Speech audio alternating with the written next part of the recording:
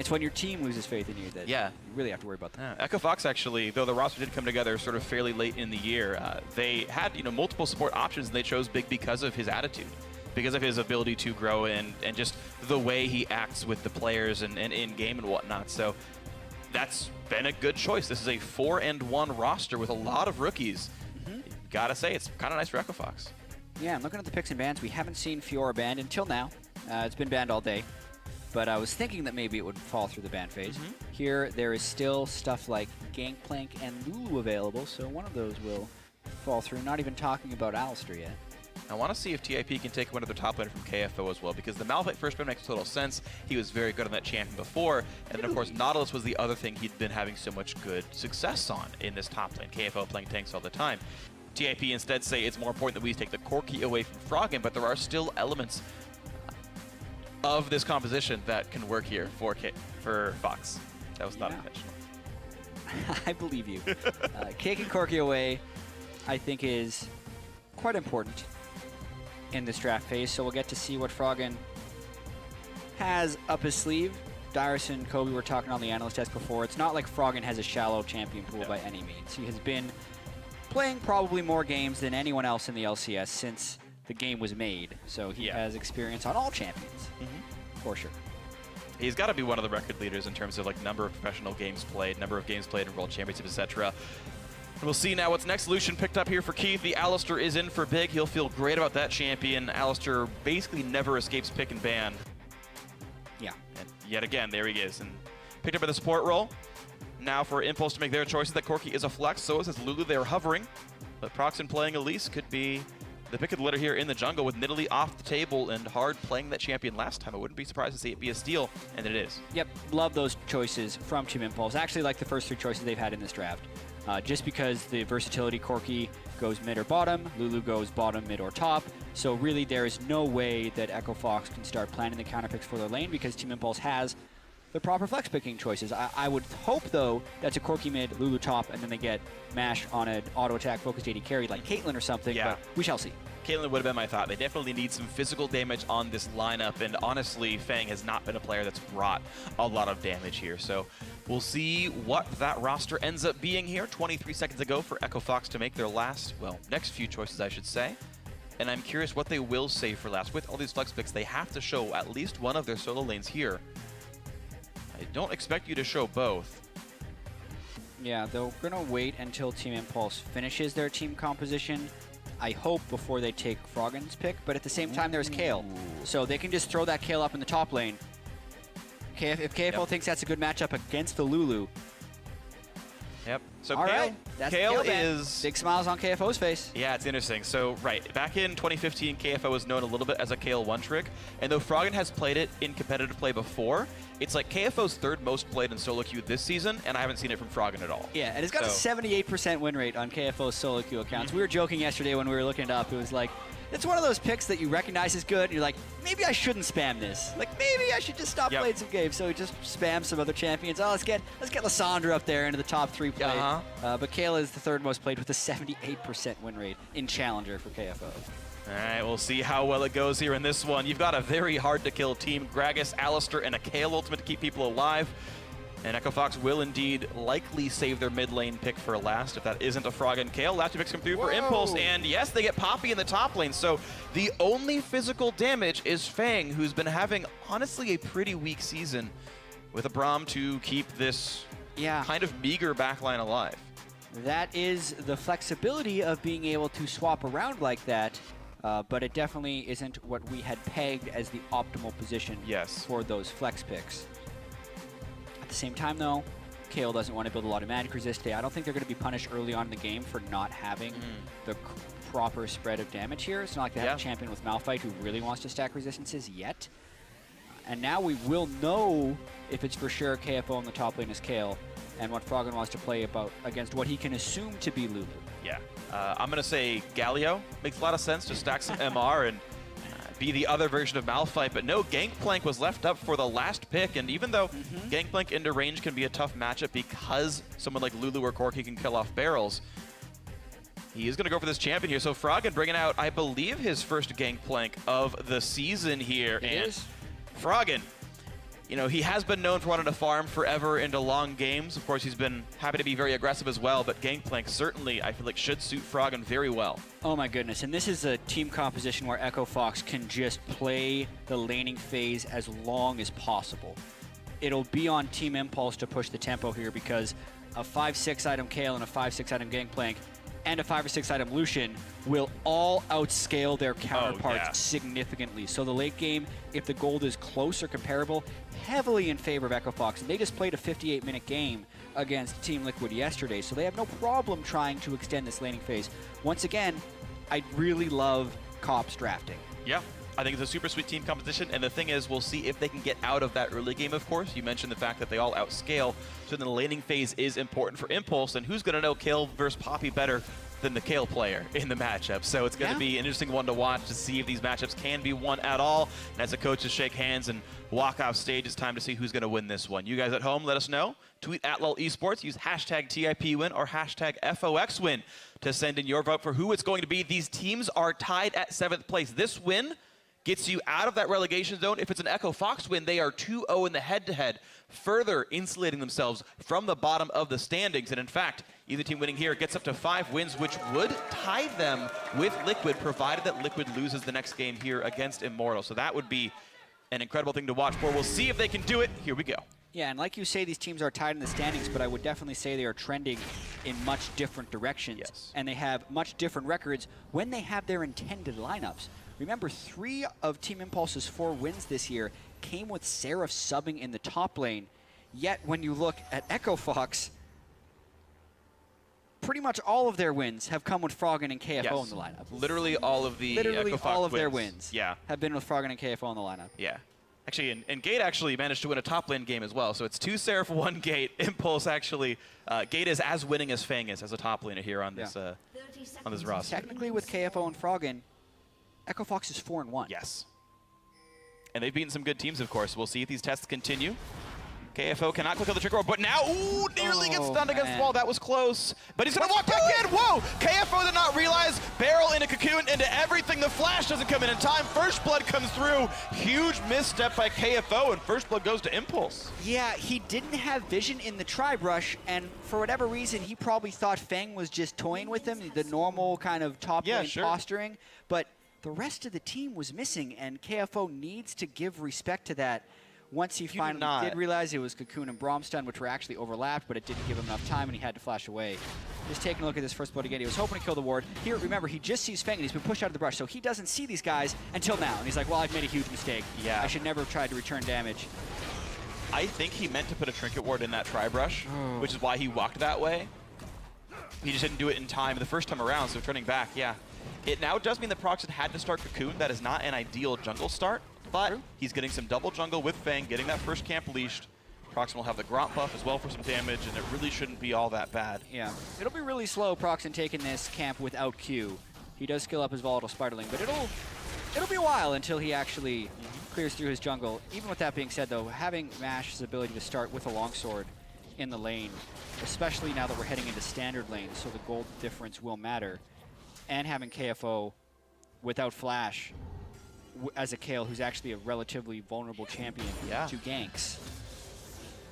Which way the lane goes is very important. If Kayle pushes it out, it's very easy for Proxen to get behind KFO on this Elise and just pick him right back off. So definitely some danger here. Froggen and Purian doing battle in the mid lane as well. That's definitely a matchup to watch. You can see Froggen actually learned oranges at level 2. Doesn't need the barrels. Again, they're not going to do much against Lulu, but does need the health to survive the matchup. Yeah, Lulu should be able to push in the Gangplank fairly early. Gangplank really doesn't offer a whole lot of anything early on in laning phase, and Lulu is actually fairly oppressive against melees. If Froggen ever wants to walk close, Purian will be able to outtrade. I believe he has gone Thunderlords as well, which creates an even more powerful Lulu trade. Almost definitely. Basically every Lulu does that, so I would even check and I'll assume it's true, chat. I got you in this one. All right. Keith and Mash doing a bit of damage back to each other. Thunderlords on Corki. Of course, the dual pen nature of the Precision Mastery makes Corki want to get that one all the time. For sure. And speaking of the story we had in Champ Select here, Freak, about Echo Fox wanting to play this long extended laning phase. Like in an ideal world for Echo Fox, all the other turrets are up until 25 minutes, and then they start grouping up. It's going to be much harder since they've given up that first blood. Absolutely true. So Fervor of Battle, Kale is the pickup there. I'm always curious to see which one it is. But that will be the attack speed focused mastery for him. And of course, you get 2 stacks on Fervor for landing a spell, and Kale's E counts as that. Plus, landing auto attack onto a champion counts as 1 for being a ranged champion. So her first auto attack onto a champion gives her 3 stacks on Fervor of Battle. It's really actually quite easy to stack that one up. Yep. There's only a max of 8 stacks in the first place. It just adds to the late game power as well. Ginsu's Rage Blade, Nashor's Tooth, onto the Kale. It's pretty much enough to start dueling people, and then it only gets worse from there. Definitely does. So scary things to watch out for. Echo Fox have 1.5 million damage to deal. The question is, will they have the time to do that? Hard just swept away a ward in the Tri-Brush, then pink warded the river. Feng should know that he's up here. Now comes the chance for a gank. Steadfast Presence will be put up now, and Hard walking onto melee range means he gets to land the body slam because he barely even moves casting it. Clever little gank there by Hard, but at the same time, Feng didn't have to use any summoner spells. The lane has been shoving up. KFO is going to probably just finish shoving this one into the turret, and he has even pink ward coverage in the river, so despite using his flash early, despite dying early, it didn't actually lead to an immediate item advantage since Feng just got the assist, and KFO has been able to lane. As planned, his flash almost back up, no Elise gank has come. Yeah, didn't have the TP to get back down there as well, and of course there's still the rule where super early in the game assist pools are halved, so only 25 gold went to each player who didn't get the first blood itself. 25 gold, you can't do anything with that early game, and yeah, that means almost nothing. It's just the fact that Corki, this Mash, got to start with a longsword and an extra potion. Maybe Mash does something with that right now. He has a slight lead in the bot lane thanks to his earlier start in items. And we can keep watching that matchup play out. Impulse should be up 500 gold due to the first blood, but they're up a little bit more than that thanks to some slight laning prowess here. Yeah, but Froggen only down 1 CS in the mid lane, KFO up 6 despite being down flash, and despite being down a first blood and a longsword in lane, Keith and Big are close to even. The laning phase has been pretty good for Echo Fox, considering they just want this game to go late.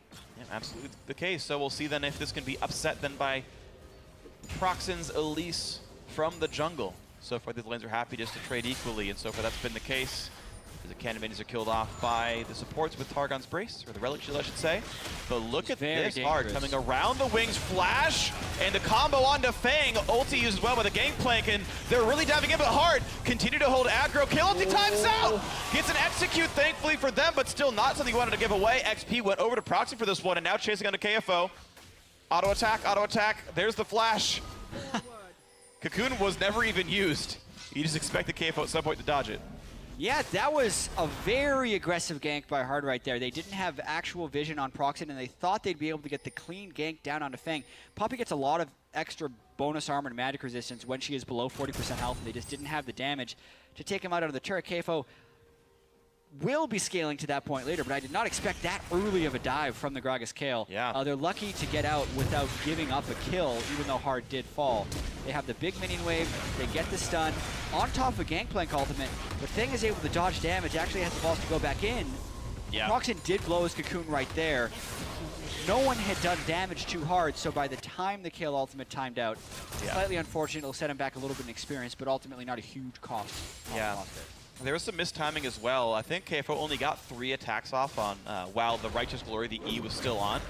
And so, like, really not that many empowered auto attacks came off. After the flash, he was no longer in range to do any damage, being a melee champion again. So, yeah, unfortunate there. Execute did get some XP over. No actual kill gold changing hands. And we continue on to the later part of the laning phase here. 3.5 minutes in. Echo Fox, certainly off this roster, have looked like the favorite. You can see the fan vote. 3-to-1 odds. It sounds honestly about right based on the trajectories of these two teams. But still a close game. Certainly winnable by both sides. Absolutely right. Spectre's Cal, the early build on Feng.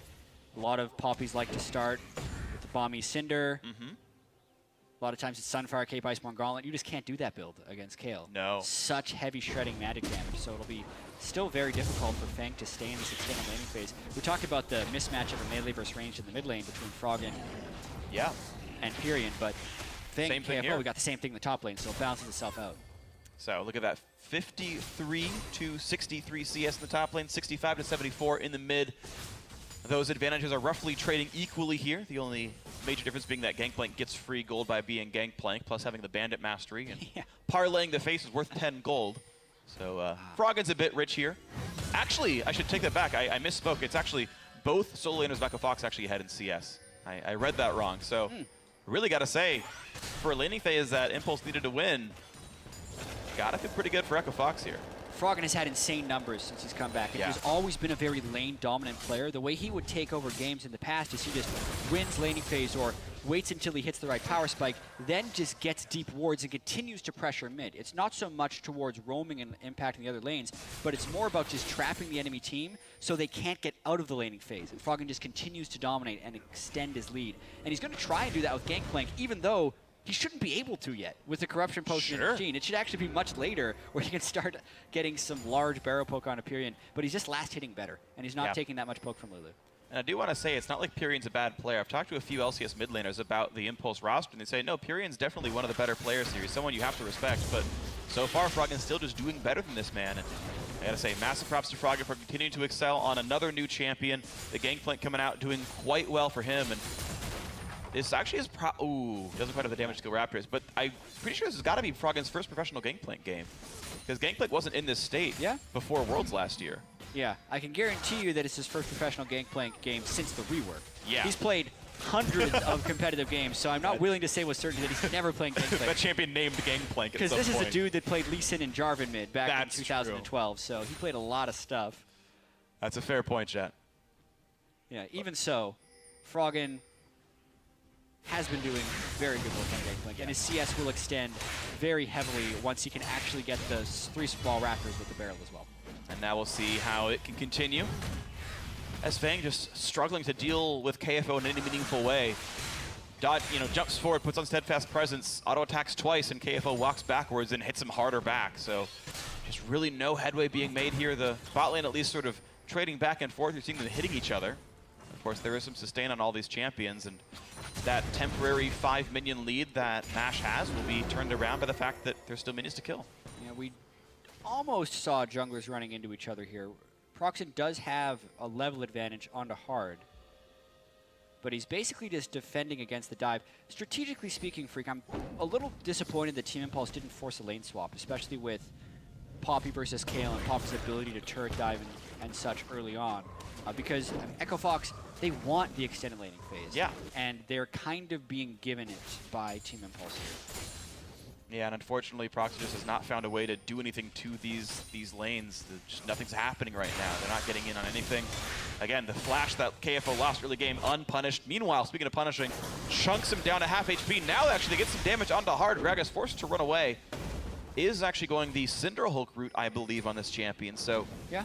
We see him go back and forth, but no Runic Echoes this time around. Hard did the same thing on Elise last game, so it seems that he is sort of happy to take up the role of, when given the chance, I will just be a tank. Absolutely, and especially in this composition, I think it's smart because KFO, Froggen, and Keith are going to be getting so much damage in the late game. Hard only needs to give them time to do so. Team Impulse does make the rotation over to the Dragon as Froggen was pushed back to his turret and Proxen had kind of gotten control of Hard. That's the types of moves that Team Impulse need to be making in this early laning phase if they want to start building up an advantage. Okay, well that's good for them. Echo Fox yesterday played a 55-minute game. I said actually on the desk that, oh, we won't have a 5 Dragons this game. Echo Fox is already winning by too much. But hey, it's never too late to start 5 Dragons. You never know. You might have one of these long games, and so we'll see if that stacking starts mattering here for Impulse. Their gold lead has now entirely vanished. That 500 gold they got from the first blood and assists is now gone, and it's just been earned off by laning phase prowess and Gangplank passive gold here from Echo Fox. The teams are in some ways tied. Big and Keith trying to hold a freeze right here because MASH needed to recall back and finish another item, and Echo Fox just wanting to keep this wave stuck here to deny more minions and grow a gold lead. Yep, Froggen can't quite clear the back wave of that. He's losing his turret a little bit. If that turret goes down, then the early game stall becomes much more difficult for Echo Fox. So getting that blue buff is very critical for Froggen, and he doesn't quite have enough attack damage to clear the back wave of minions yet. So this is a window where I want to see Elise come mid and push down with those minions, because if they have 2 people auto-attacking the turret, they could take it down. But Proxen's channeling recall right now. Hard is here because he knows what's up. He needs to be there for a counter. And he's just waiting in the wings on a pink ward. They can't know he's here unless they saw him come through, which I didn't actually spot his path. Didn't know if that happened. Proxen almost surprised by the fact that blue buff came up. Again, he saw him. He was starting to recall and then says, oh, okay, blue buff. No, I'll come back and give this one over to you. Mid lane turret basically at full health, and I mean, it's weird because it's not even miscommunication. Both Prox and Pyrion are Korean players. Yeah. They can talk to each other fluently, and that call has not come over to come and stop that. Another ward over the wall thanks to the efforts of both Hard and Big, and they've made sure that no one's waiting over the wall. They can knock into Pyrion pretty soon. Right now, that does not happen. Yeah, there's just... We're not seeing the focus from Team Impulse as Fox goes in and catches Gate. Knock up comes through, Gate taking plenty of damage, knocked back around. Ulti comes across, doesn't hit anyone, but does buy a little bit of time. Big, forced to run away Hard, right behind him as well. Keith coming in from the side, a nice tackle in from Fang, putting some damage into the ulti to Alistair. Now Proxen in the front, and Corgan comes in. They want this one. They force the flash over the wall. Big forced to run, but that means Proxen is now overextended. Keith gets the first kill of the game for his team. Hard takes a KO ulti, refuses to go down, is still alive, finally! Mash with the Triforce takes him down, but still a second kill for Echo Fox. This one going over to Froggen, and a battle that Echo Fox win. Yeah, and actually a fairly strange fight because Fang channel his teleport about 5 seconds before KFO decided to come down and join the fray. It looked like he wanted to finish the minion wave. I thought they were just going to try and disengage and let KFO take the turret because that's kind of what KO wants a lot of time, is just free time on the turret. But he teleports down late, and even with that, Echo Fox win the fight 2-for-1. Very impressive stuff there. Just even buying time with the KO ulti. Hard was still going to die, but keeping people locked in place. They got the damage down to the targets that they needed, and look at that. They will get mid-turret for that one instead, so hey, 2-1, a turret in the aftermath, and now they can recall and be healthy. Yeah, Nashor's Tooth completed on Kale. Still enough, he got free time on the mid-turret, just not top lane. Look at the start of this fight again.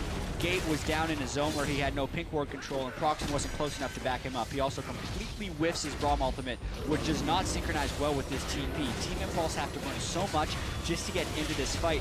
And then, I'm just looking for KFO at this point, because a lot of Tip is trapped in there. KFO is on the backside. Poppy ultimate did knock one person away, but KFO is pretty much just able to free hit for a lot of this fight, burns the Lulu ultimate, and continues to split the Team Impulse team into multiple sides, which is great for Echo Fox because they have more overall damage. The damage from Team Impulse is very low when you consider Elise, Poppy, Lulu, and not even a champion for Lulu to empower greatly. Yeah. So like we're talking how Echo Fox has great late game scaling.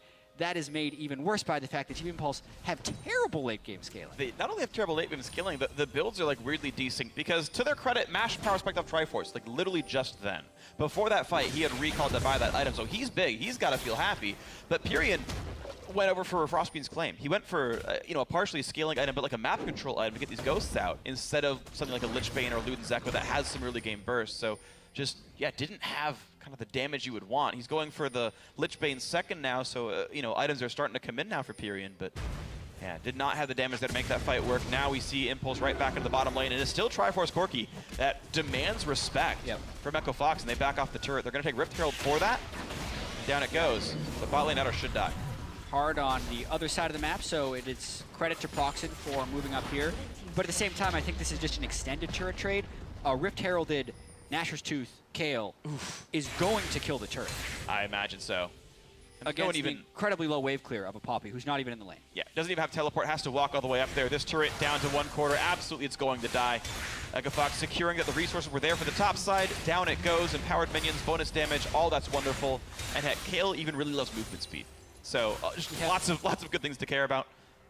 In tracking the build, also Berserker's Greaves on Kale was the choice. It's always curious seeing exactly how much cooldown reduction that champion gets because you need about 34% to keep Righteous Fury on at all times. And he's sitting on per level blues a lot of times. Yeah, he's at 33.35, and he gets 20 from items. That'll do it. A couple more levels, and he's got 100% uptime on Righteous Fury. It is currently at a 10.66 second cooldown. Lasts for 10 seconds. So he's got this. Yep. No more of those. Someone dives under the turret, Righteous Fury runs out. Full-time range champion for KFO now. I actually have actually there's a dragon coming, I'll do it later, but there's a dragon being attacked right now for Echo Fox. Spooky Ghosts come across, those are from Pyrion here in the mid lane. But who will even challenge this one? No teleports are up for either top laner. Gangplank on the top side does have globals.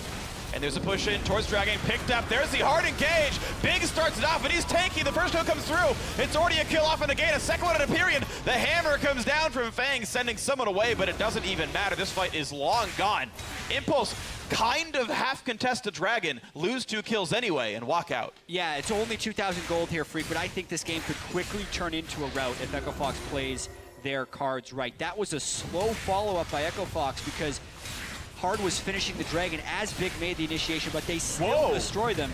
No ultimate, though, on Big, so Proxen does push them temporarily off this turret. But, man, Echo Fox is getting farmed. They are getting huge. The fact that they're winning off of 3 champions that will outscale their counterparts. Heck, even the Gragas outscales at least. Like, only Alistar and Brahma is debatable here in this one in terms of champions that are better at 55 minutes. So Echo Fox just in a wonderful place now in this game. Continue to scale up. Froggen finally pushed off Corki. Doesn't seem to care. Gangplank 2-0-1-2's got to feel good. Well, they're going to go for a package gank, but he misses, and now he's got to watch out and get a face full of Kale. Oh, he's got a lot of damage. He comes in, though, and the Summoner Heal buys enough time that Proxen can come in to secure. So, hey, that aggression finally pays off here. Impulse get their first kill in a while. Top lane outer. Mash doesn't want to stay. He's under too much threat with low health bars. And Proxen... Okay, now Mash comes around. So, again, a conflicted call where Impulse kind of do the wrong thing and then finally decide to do the right thing. At least they will get the turret. Right. I do like the idea of Mash using the package aggressively, especially on KFO. They need to be able to make those aggressive plays. Proxen would have been nice if he was a little bit closer so they didn't have to burn the Summoner Heal. But, that, I mean, they still get a kill and a turret in cost of pretty much nothing. So, huge success right there. Still going to have those late game issues because they're 20 minutes in and they're facing a gold deficit. So we'll see if Impulse can pick up anything more here. Froggen trading back and forth with Fang, who does have a Sunfire Cape to his credit, so can survive some of Froggen's damage. But look at that, the rest of Echo Fox already coming down. Froggen got the wave pushed. Keith walked over, said, all right, you got this one, I'll go somewhere else here. And Froggen will continue to farm with these barrels, knocking these minions down. Looks like he's ready for his next upgrade to his ultimate. Earning plenty of money with Silver Serpents. Oh my god, Froggen has so much gold. He has 9,800 gold 20 minutes into the game. He is massive in this one. Well over 10 CS per minute. Typical Froggen. Looks like that part of his gameplay never left. And he continues to play different styles of champions, excelling, being the primary carry on this team that is still looking to go up the standings. I mean, this could be the 4th win in a row for Echo Fox. Longest winning streak for any team not named Immortals. Yeah, super impressive. They haven't taken out the top teams. That'll happen next top week for them when they play some really tough teams. TSM and Immortals. Yeah, that's going to be a tricky schedule for them. Although TSM just had an 0-2 week. Yeah. So Echo Fox maybe striking at the right time. If they can close this one out too, it's only a 2,000 gold advantage. But we talk about Froggen as well, playing all the way since the game was made, basically. Yeah. But he's played in all metas, but the metas where he's been most successful are when you had long laning phases, people weren't lane swapping, and he only had to worry about the dude he was against and the jungler. Yeah. And guess what type of game Team Impulse is playing right now? That. They're letting Froggen do what he's been most successful with throughout his career, which I don't think you should do against Froggen because, like, he can obviously play the other ones, but this is clearly where he's the strongest. And now he's reached the itemization point where the wave is just gone. There it is. He gets a whole bunch of extra gold for it. Yep. 48 gold per wave from Parlay. Gotta feel good. Froggen just keep dancing back and forth, playing Gangplank and feeling happy. So, my Did You Know was about Kale. Okay. Did you know that you said I wouldn't hear a Did You Know the next day because I wouldn't be casting with you? Yep, I was wrong. And you were wrong. I was wrong. You are, in fact, casting with me, Jat. And I'm glad because it was setting myself up for a pleasant surprise that you were still next to me. So thank you for making this effort. Right. But, okay, so, like, 3 years ago, there's a minor rework to Kale, and we changed the E cooldown so that you could actually have it up 100% of the time. And the way it was coded, it was never intended that could happen. And so I was the first playtester to have 35 CDR on Kale, and I said, oh, hey, if you reactivate Kale E while Kale E is still on, the on-hit damage goes away. You keep the range, you no longer keep the other buff. And then I was like, oh, whoops, and change it for the next day. But there was a time that no one ever else got to do where that was busted. I mean, all right. It's a really weak Did You Know, but you talked about it and I was reminded of it. Yeah, it's just, did you know this thing that never made it to live happened and I got to do it? Yeah. Okay. I got to play a really weak version of Kale. Just It wasn't good. I'll give you that one. Okay, thanks. Did you also know that since Echo Fox had all those issues with their roster and they had a lot of Ember players on it, during the first week of Challenger, Big played against Ember, subbing for Apex, and 2-0'd them. That's just crazy. Yeah. He played against and then with them like the next week. Huh. All right, so we are in this match, of course, and it's Echo Fox holding on to this 3,000 gold lead. And it's a match where they get to just be passive, right? They don't have to really push this because of the late game scaling, and if Echo Fox can play their way, you don't need to see a lot of kills. You can just see them buying items time and time again. Yep. The game still could have a lot of volatility as well, though. Like, if Proxen lands the right cocoon onto KFO and there's a fight where Kale does absolutely no damage and Froggen doesn't have good barrel placement, those are two really squishy high damage champions, even though they have immense late game scaling. So playing to super late game doesn't come without risks entirely, especially with how long death timers can get, around 35 minutes now. Yeah. There's still a way that Echo Fox throws this away, but the control up to this point, I think, is pretty much as planned. They even gave up first blood, and they just kind of steamrolled right through that by still having dominant laning phase. And dominant they have been here. Just checking teams off the list of ones they've knocked down. Everyone around them in the standings so far has fallen to Echo Fox in this back half of the split.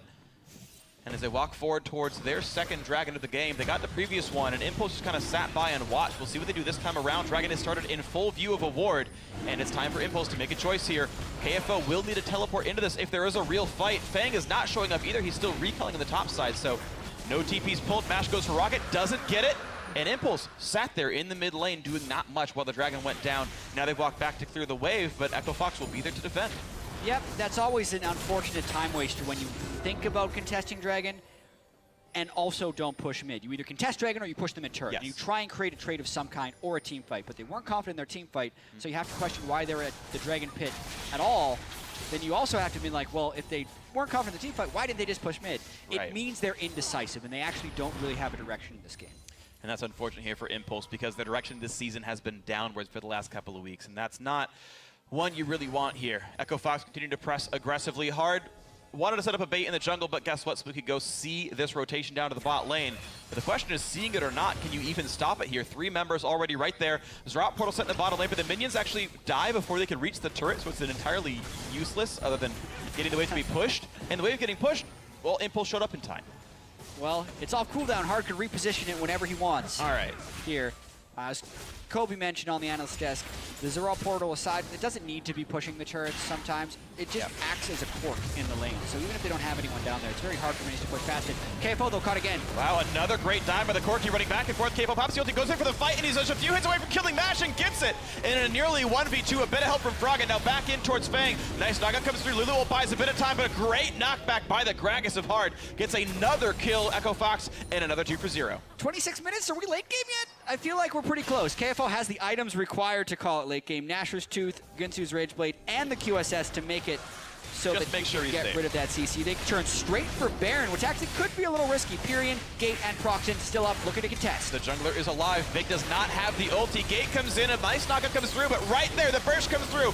Gate chunked low, the Elise in the rafters, flashed over the Baron pit, Culling tickles him at the very end of his thorax, and down goes the kill. And there is Baron Nashor picked up. Congratulations. KFO gets the last tip because why not give it to Kale?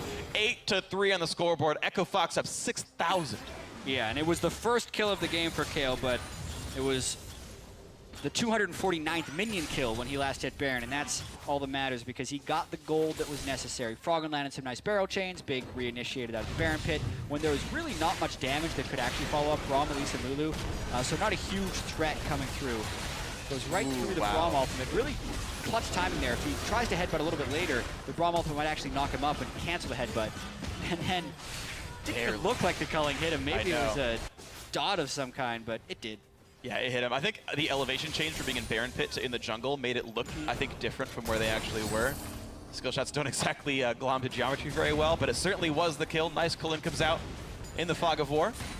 Red buff goes over to Mash, so at least Impulse have been able to hold their side of the jungle. It just doesn't mean all that much overall. I mean, Echo Fox are just continuing to just take everything away. Impulse just have not found any good fights. Yeah, and at this point they're dealing with some very, very fed damage dealers, and they just do not have the tanking capability to deal with it right now. Echo Fox can just kind of sit back and kill him. It's potentially going to be a 4-game winning streak here for Echo Fox. Renegades, Energy, Liquid, and Impulse. So they have had an easier schedule, but Energy and Liquid are no slouches. Impulse still sitting at 4 wins. They're winning the games they have to win to move into close to playoff contention. This will be their 5th win. Yeah. And again, if Liquid does in fact lose to Immortals, which is of course a likely outcome, Echo Fox are tied for 6th and are 1-1 against Liquid on the season. Like, that is literally basically in playoff contention at that point right there for Echo Fox. So this season is looking pretty good for them here. Warmog's picked up third item for Hard, which is a lot of health and actually makes his Void Spawns do about 500 bonus damage to the ones that get that buff. So some very scary pushing tools are available. Echo Fox a little bit short range as a squad, but they're still making the way forward. This Baron buffed cannon just slowly whittling down on this turret. Finally poked down by Piri, and Fang tries to wave from it, but here comes the barrel chain. There's the GP ulti, fair bit of damage dealt. The turret's already gone, and now Fang in the front line just cannot survive this kind of damage. Goes down to KFO, and the push continues. The inhibitor is going to be gone at 29:05, and Echo Fox can walk away with another team fight victory and another objective gain. Yep, they are just steamrolling over Tip right now. The team composition has turned on about 10 minutes ago, and we're just seeing the results of Echo Fox knowing how strong they are. They pop down another portal right next to the turret. They still have the Baron-empowered minions, and they're just going to try and roll down for another inhibitor. And this might just happen here. 2 turrets down means they have that slight extra, sorry, 2 Dragons down means they have an extra little bit of turret damage on top of all the gold they've got right now with that Baron buff just now timing out. Top lane under fire. Gate taking some plenty of damage, puts the shield up, runs away. Culling zones the team out, and now second inhibitor laid open. Easily take down, only 40 seconds after the first one. And man, so much of a lead here. Oh, nice. Inhibitor kill credit went to a Void Spawn. Woo! Haven't seen that icon in the LCS before. Me either. So, awesome. Also want to point out, Hard, because of his Strength of Aegis mastery, and Cinderhulk has crested the 3,000 health mark to actually make Warmogs give him the massive regen. Oh, yeah. So credit to him for some creative building there. He gets over 100 health per second out of combat. If he disengages, he just back up the full. So very interesting health stacking build for Gragas, and hey, it's working, so can't really complain too much here. Bot lane, the next obvious target, and conveniently it lines up right with this dragon respawning. Why not get number 3? They know it's up in 6 seconds, and then just mosey right on down to another inhibitor kill. Yeah, Hurricane completed for KFO. I think we're seeing the reason for that Kayle ban that we saw yesterday.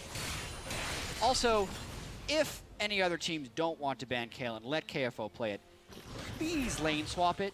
Do not give him his comfortable solo queue strategy. KFO is a player that comes out of Korean solo queue. Yeah. And this is his first split in competitive play. Lane swapping is incredibly complex. Do not put him in his comfort zone on a carry champion, please. Yep. But when he is in his comfort zone, we're seeing all that solo queue talent shine through on screen. And he's absolutely crushing Fang. He's crushing this game right here. 2-2-5, not a bad scoreline at all. 7 out of 9 kills.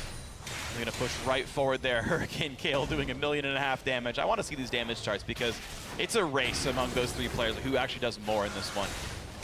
Turret's going to go down. You don't even want to contest that. Wow, actually gets a third barrel off just barely. Purian chunked to half.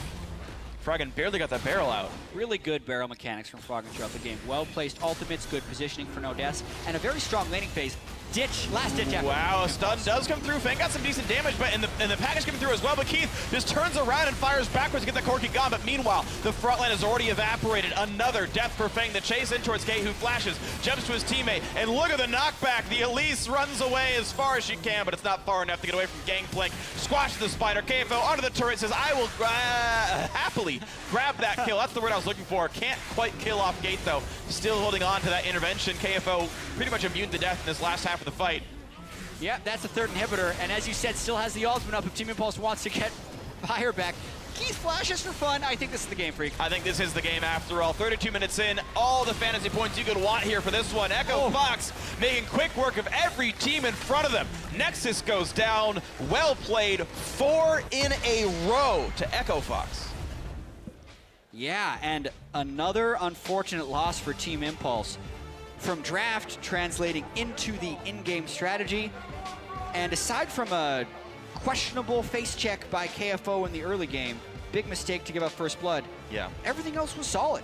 They seem to be very cohesive, have good plans at game, and they're not the fastest team playing, but that's because they are picking these super late game scaling team compositions, and this game only ends up going 32 minutes. Yeah. Because they power through pretty quick. The fact that you played Gangplank Kayle and still won in 32 minutes is definitely impressive right here.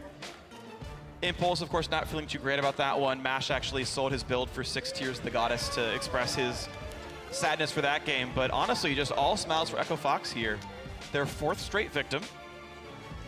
They end both Week 5 and Week 6 on 2-0 streaks. And now you just have to look to what's next, and that is, of course, TSM and Immortals. And that's, of course, a tough test. Once again, I can say I got to talk to Big about that and said, hey, I mean, you beat team number 6, you beat team number 5. Now you have to start playing teams number 1, 2, 3,